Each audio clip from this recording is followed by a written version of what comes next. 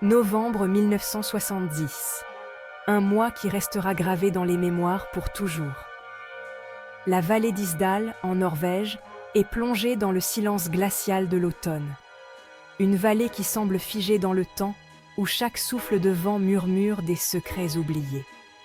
Les arbres dénudés se dressent comme des spectres, leurs branches squelettiques tendues vers le ciel gris. Ils semblent témoigner d'une histoire ancienne, d'un passé lourd de mystères. Un voile de brouillard recouvre les flancs abrupts des montagnes, enveloppant le paysage d'une aura mystérieuse. Le brouillard, épais et impénétrable, ajoute une touche de mystère à cette scène déjà énigmatique. C'est dans ce décor paisible, presque irréel, que va se jouer un drame dont l'écho résonne encore aujourd'hui. Une vallée qui, malgré son apparence tranquille, cache des secrets sombres et des histoires tragiques. Un groupe de randonneurs chemine sur un sentier escarpé, profitant des derniers rayons de soleil avant l'hiver. Ils sont loin de se douter que leur excursion va prendre une tournure macabre. Soudain, une vision d'horreur vient briser la quiétude de leur promenade. Une découverte qui va hanter leurs esprits pour toujours. Au détour d'un rocher, gisant sur un lit de mousse et de feuilles mortes, se trouve le corps sans vie d'une femme. Une scène macabre qui marque le début d'une enquête complexe et mystérieuse, plongeant la vallée d'Isdal dans une atmosphère encore plus sombre. Le choc est brutal, l'effroi palpable. La découverte de ce corps dans la forêt a laissé tout le monde sans voix. Les témoins sont encore sous le coup de l'émotion, incapables de comprendre l'horreur de la scène. Qui est cette femme? Pourquoi se trouvait-elle dans ce lieu reculé, seule et vulnérable? Les mystères s'accumulent autour de son identité et de sa présence ici. Que s'est-il passé dans ce lieu isolé?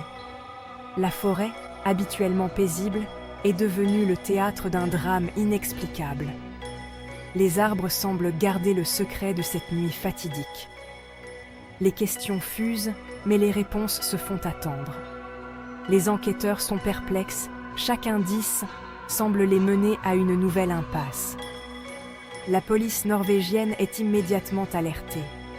Les sirènes retentissent dans la nuit, brisant le silence oppressant de la forêt. Les enquêteurs arrivent sur les lieux, confrontés à une scène de crime pour le moins singulière. Ils scrutent chaque détail, cherchant des indices qui pourraient expliquer l'inexplicable. La victime est allongée sur le dos, partiellement brûlée. Les flammes ont laissé des marques indélébiles, rendant l'identification difficile. Son visage est méconnaissable, marqué par les flammes. Les enquêteurs savent qu'ils devront faire appel à des experts pour reconstituer son identité. Autour d'elle, le sol est jonché d'objets hétéroclites, éparpillés comme autant de pièces d'un puzzle macabre. Des vêtements, des chaussures, un parapluie cassé. Chaque objet raconte une partie de l'histoire, mais l'ensemble reste un mystère à résoudre. Dès les premières constatations, une chose est claire, il ne s'agit pas d'un accident. Les enquêteurs, habitués à des scènes de crime, savent immédiatement que quelque chose ne va pas. La scène est trop soigneusement orchestrée pour être le fruit du hasard. La position du corps, les objets brûlés, tout laisse à penser à un acte criminel. Les indices sont éparpillés, mais chacun raconte une partie de l'histoire. Les objets brûlés, en particulier, semblent avoir été intentionnellement détruits pour cacher des preuves cruciales. Mais l'identité de la victime reste un mystère total. Les enquêteurs n'ont aucune idée de qui elle est. Pas de papier, pas de téléphone, rien qui puisse donner un indice sur son identité. Aucun papier d'identité sur elle, aucun témoin ne s'est manifesté. Les enquêteurs sont perplexes. Ils fouillent les bases de données, mais aucune correspondance n'est trouvée. La victime semble être un fantôme, sans passé ni histoire. Qui est cette femme? D'où vient-elle? Les questions se multiplient, Mais les réponses se font attendre. Chaque nouvelle piste semble mener à une impasse. Que faisait-elle dans cette vallée isolée? Pourquoi choisir un endroit si reculé pour rencontrer une fin aussi tragique? Les enquêteurs explorent toutes les possibilités, mais les mystères s'accumulent. L'affaire, rapidement baptisée le mystère d'Isdal, du nom de la vallée où le corps a été découvert, s'annonce comme une véritable énigme. Les médias s'emparent de l'histoire, et bientôt, tout le pays est captivé par ce mystère insondable. Les théories vont bon train, mais la vérité reste hors de portée. Grâce à un travail minutieux, les enquêteurs parviennent à reconstituer une partie de l'itinéraire de la victime avant sa mort. Elle a voyagé à travers la Norvège sous différents noms d'emprunt, séjournant dans des hôtels de luxe.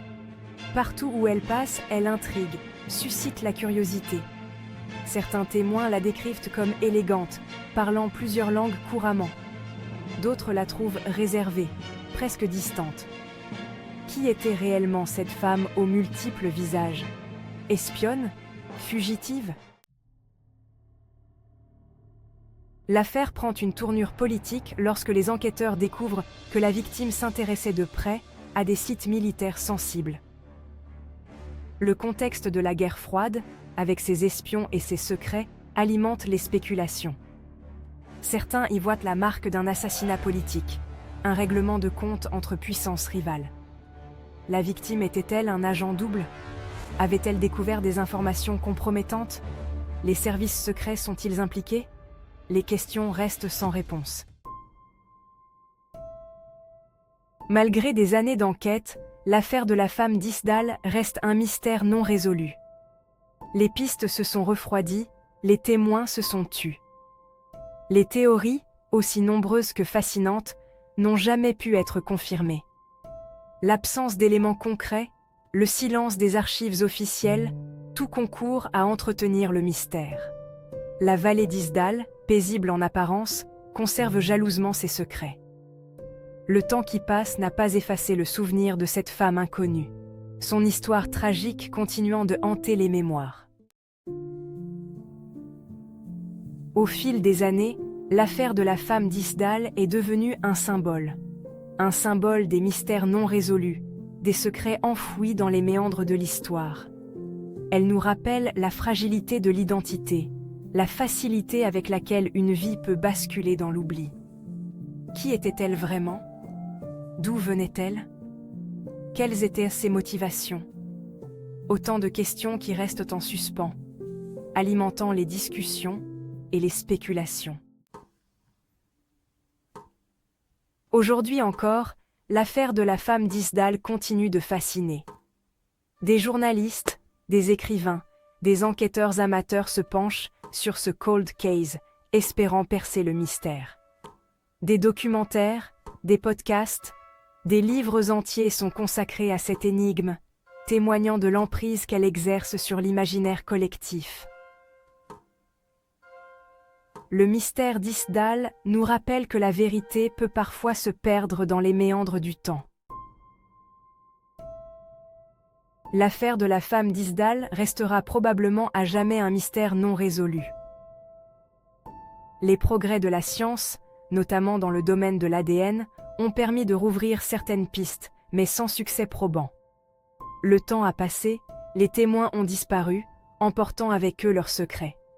Il ne nous reste que des questions, des suppositions, des fragments d'une histoire à jamais inachevée.